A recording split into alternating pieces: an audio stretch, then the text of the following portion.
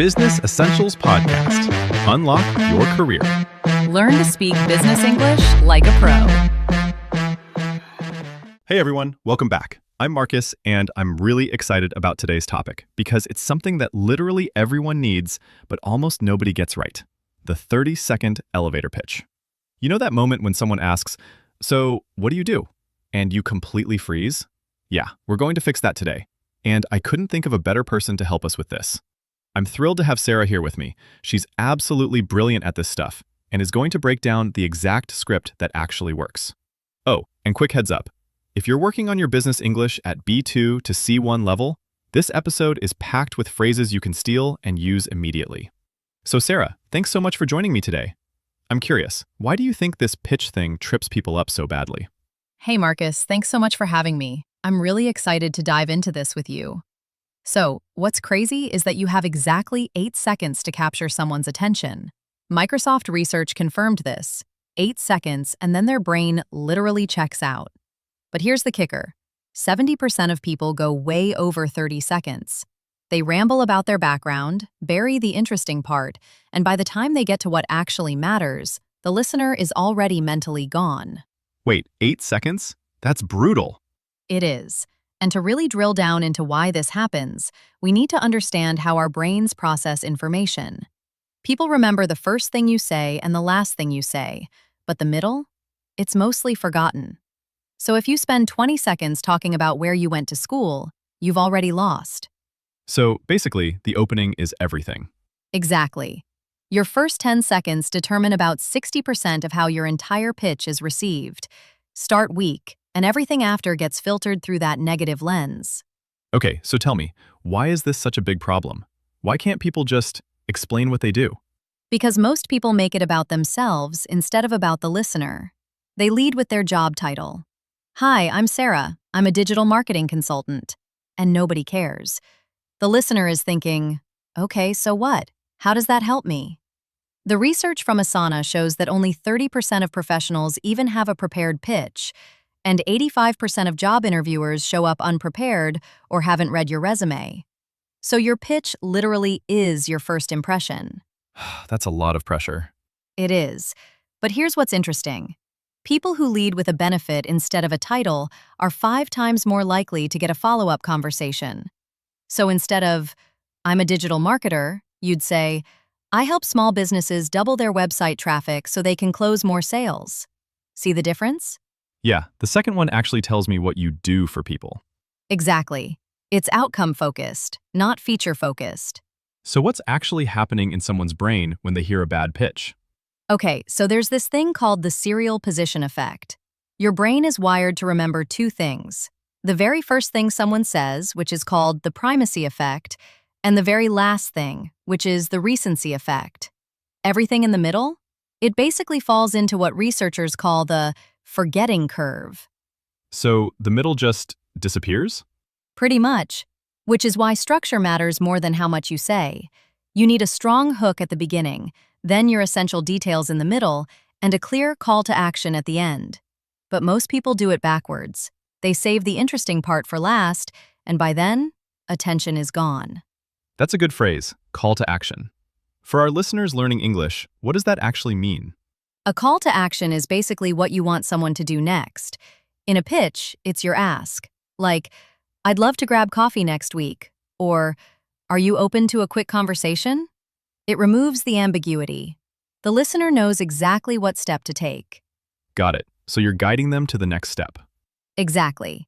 And pitches with a clear call to action have a 7 times higher conversion rate than ones that just end. Okay, so what do most people get wrong? Give me an example. All right, imagine you're at a networking event. Someone asks, "What do you do?" And you say, "Well, I graduated from Stanford, then I worked at McKinsey for 3 years, and then I decided to start my own consulting company, and now I help businesses with strategy and operations and process improvement." That's painful to even listen to. Right? And here's why it backfires. You've spent 20 seconds talking about you, your resume, your achievements, and the listener is thinking, "So what? Why should I care?" So that's completely the wrong approach. Completely. Now, imagine instead you said, I work with founders who are overwhelmed by scaling. I help them build systems so they can actually take a day off. That's 12 seconds. It's focused on them and their pain point, and it's memorable. Oh, wow, that's so different. So the first version is about you, and the second is about the listener. Exactly.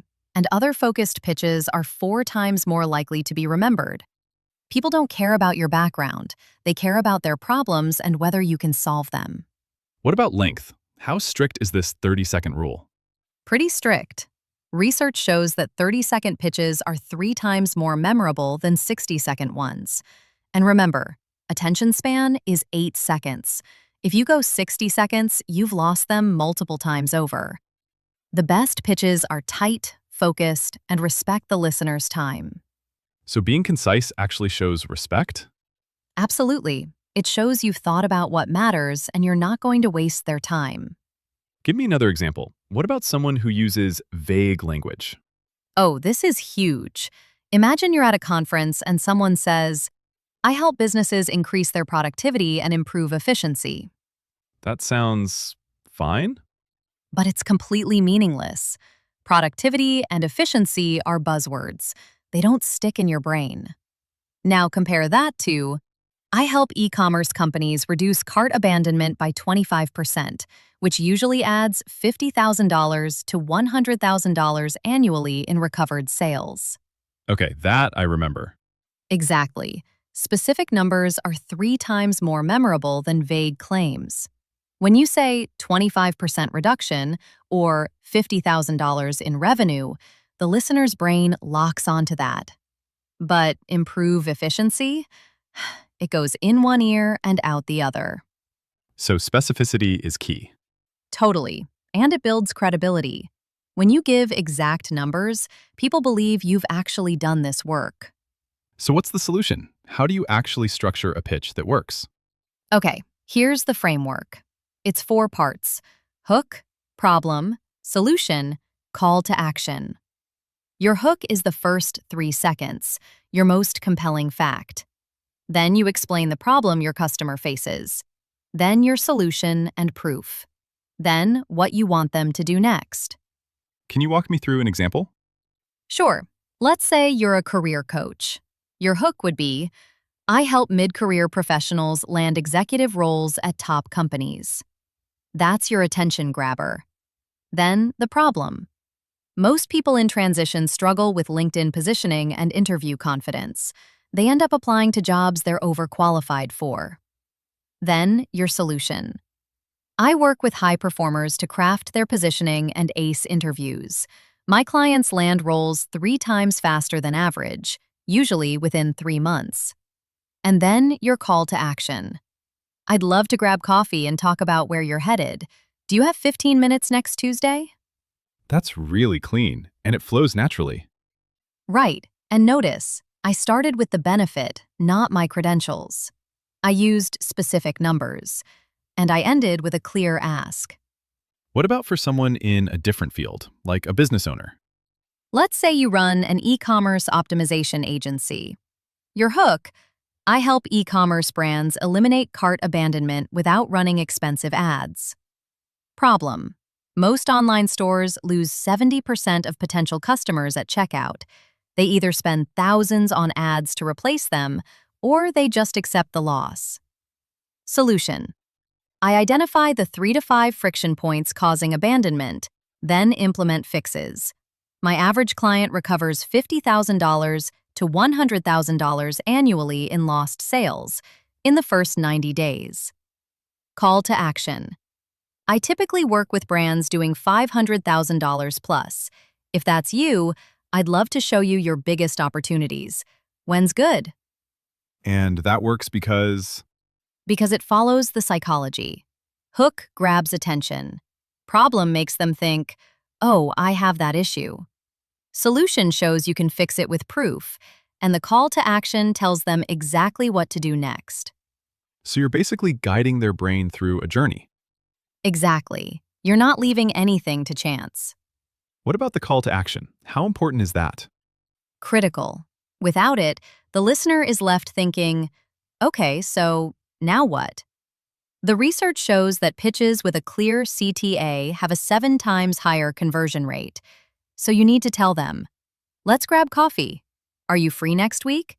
I'd love to show you how this could work for your company." So native speakers would say, grab coffee, instead of have a coffee meeting. Yeah, grab coffee is way more natural in business English. It's casual, but professional.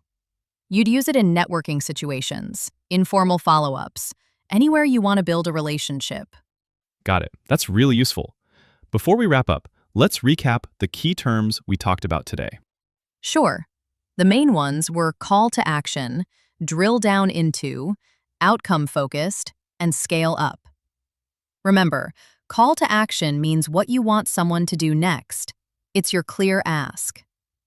Drill down into means to examine something in detail. Outcome-focused means you're talking about results, not just what you do. And scale up means to increase or expand something. Great. So our listeners can use these terms when they're pitching themselves in interviews, networking events, or client meetings. All right, so the big takeaway here is you've got 8 seconds. Lead with the benefit, keep it tight at 30 seconds, and always end with a clear call to action. Sarah, what's the one thing you want people to take from this? Start with the listener's problem, not your background. Nobody cares where you went to school or what your job title is. They care about what you can do for them.